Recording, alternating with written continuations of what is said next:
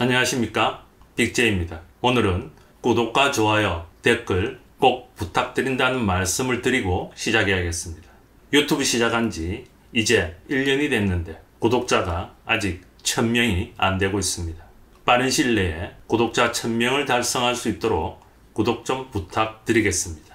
그리고 싫으면 싫다, 좋으면 좋다는 댓글도 꼭 좀 부탁드리겠습니다. 그럼 이제 시작하겠습니다.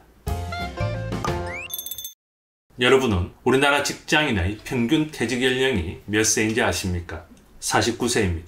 그런데 우리나라 법정 정년은 60세입니다. 2016년 1월부터 법적 정년이 만 55세에서 60세로 연장이 됐죠.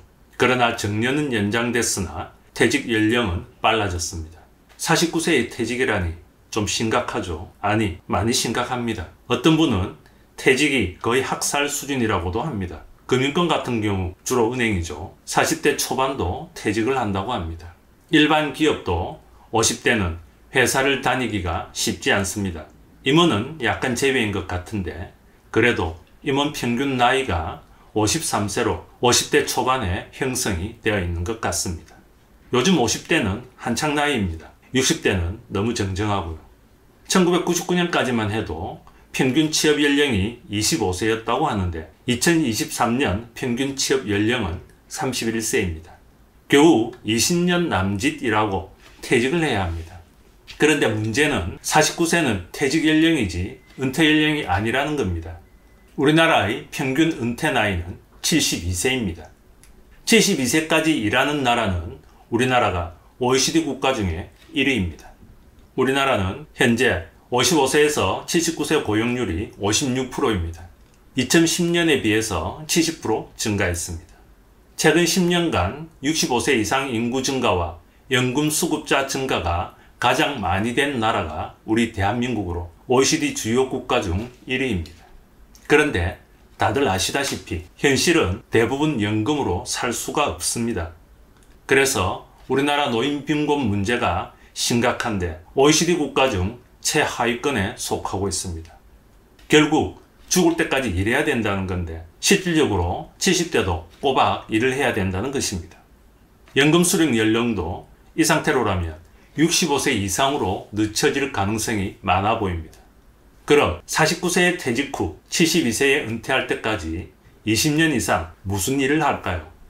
통계청의 고령층 취업자의 산업별 분포 자료를 보면 사업이나 공공서비스 37%, 도소매, 음식, 숙박업 19%, 농업, 어업 13%라고 합니다.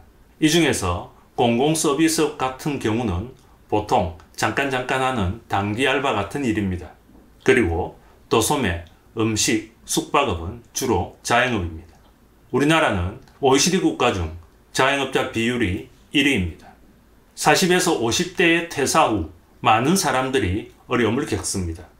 보통 대기업에 다니다가 퇴직하신 분들 같은 경우는 퇴직금으로 치킨집이나 카페 같은 자영업을 하십니다. 그러나 대다수를 차지하는 중소기업을 다니시다 퇴직하신 분들은 일단 퇴직금이 상대적으로 적습니다. 거기다 주택대출 등 빚도 많은 경우가 많습니다.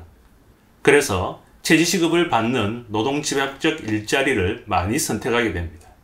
보통 퇴직 상황을 초반에는 집에 알리지 못하는 경우가 많습니다. 그래서 비슷한 처지의 지인들과 당구장이나 도서관 등에서 시간을 소요하는 경우가 많은데 그러면서 있는 돈을 자꾸 까먹게 됩니다. 그래서 자영업을 알아보지만 여러분도 알고 저도 알고 있는 사실은 자영업은 성공 확률이 극히 낮다는 겁니다. 창업교육센터와 지원센터에 가도 실속이 없는 경우가 많습니다.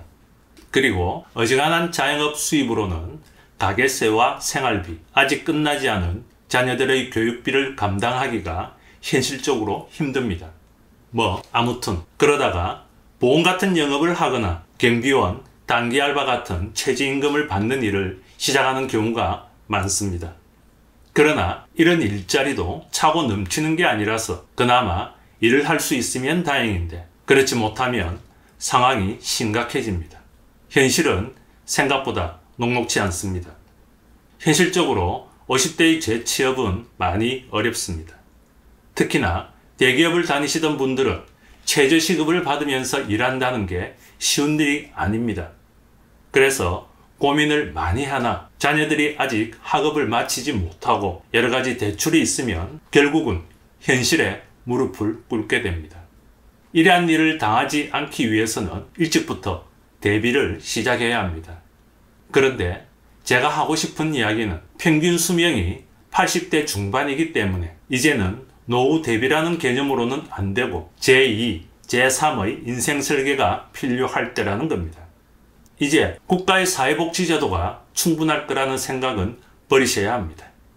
국민연금을 포함한 여러 사회복지제도가 그렇게 멀지 않은 장래에 많은 문제를 야기시킬 거라는 것은 이제 너무나도 잘 알려져 있습니다. 그러나 49세에 퇴직할 때까지 직장 생활을 하다 보면 미리 대비해야 한다는 게 말처럼 쉽지 않다는 것도 사실입니다. 결혼해야지, 애 키워야지, 대출받아서 전세든 자가든 집장만 해야지. 이게 정말 쉽지가 않습니다. 그런데 말입니다. 그럼에도 불구하고 해야 합니다. 머지않은 장래에 닥칠 퇴직의 공포에서 벗어나려면 무조건 제2의 인생 준비를 해야 합니다. 특히 대기업이나 중견기업이 아닌 중소기업을 다니신 직장인 같은 분들은 특히나 그래야 합니다. 자기개발이든 재테크든 자기한테 맞는 것을 찾아서 준비를 하십시오. 그리고 건강이 제일 중요합니다. 건강을 잃으면 늦은 나이까지 일을 하지도 못합니다. 꼭 건강을 챙기도록 하십시오. 그래서 부디 안정적인 제2의 인생을 맞이하길 바랍니다.